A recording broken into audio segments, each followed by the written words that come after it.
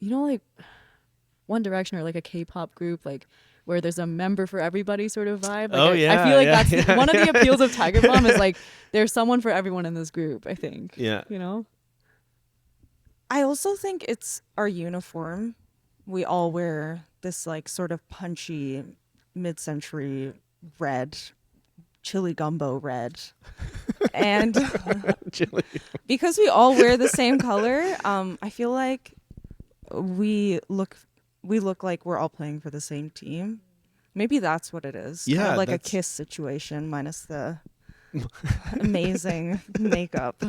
Yeah, and for those who haven't seen you perform live or any of your stuff, like there is that, to use your words, that gumbo red. And your album cover, the words Tiger Balm is that red.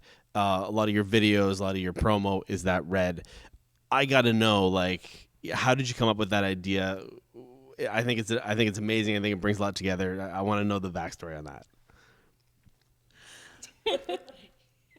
I have a little bit of a background in marketing, and we started out with 2.5 Finnish people, and I was half a Finnish person, a whole person A whole person. who's wholly Finnish, but also half genetically Finnish.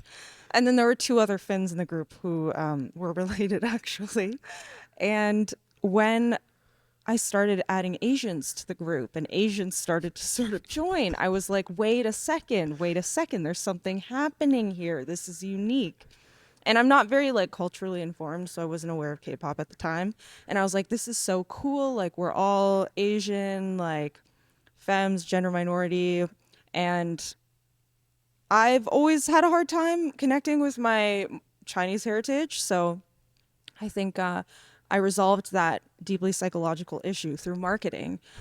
And I was like, instead of developing sort of like a really deep organic connection with my heritage, why don't I start a team? No, I'm joking.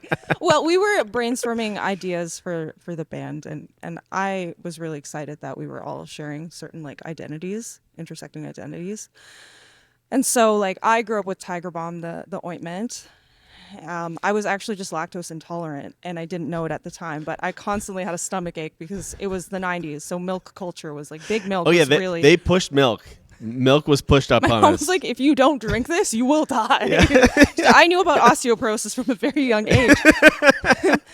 And then okay, so in the very early days, we were sort of improvising outfits, and I hate deciding what to wear. I really am enamored by this idea of sort of like minimizing decisions. And so I was at the Parkdale Salvation Army, which is a neighborhood in Toronto, and it was the Boxing Day sale. And some dance troupe, like Chinese dance troupe, had just donated like 18 uniforms of like embroidered jackets and pants. Like, this material, you could punch a hole through it. Like, it's like basically tissue paper. And they were $1.75 each. And I was like, I'm going to gift the band these. And then it was that gumbo red. And so we kind of stuck to that because it felt right. Did I, can we get corrections now? I don't. No, I think Esther said No, I think you said everything right. Like, I mean, I thought you were going to start with I have a background in thrifting. Because because Esther really is a good thrifter. And so yeah, she springs these on us one Christmas. It's like Merry Christmas, and we were like, ah. But I think as someone who spent more or less my entire like childhood in uniform, it felt very comforting to like, so I grew up and I went to like a private elementary school and then a Catholic high school. So for the The first uniforms. yeah. You didn't own a single No. pair of, like anything. Yeah, the first 18 years of my life, I didn't have to think about what I That's wore. so funny. And then even outside of school, like I did karate class. I did stuff where I didn't have to think about how to wear because they handed it to me. So here again, it's just like, cool, I don't have to think about it anymore.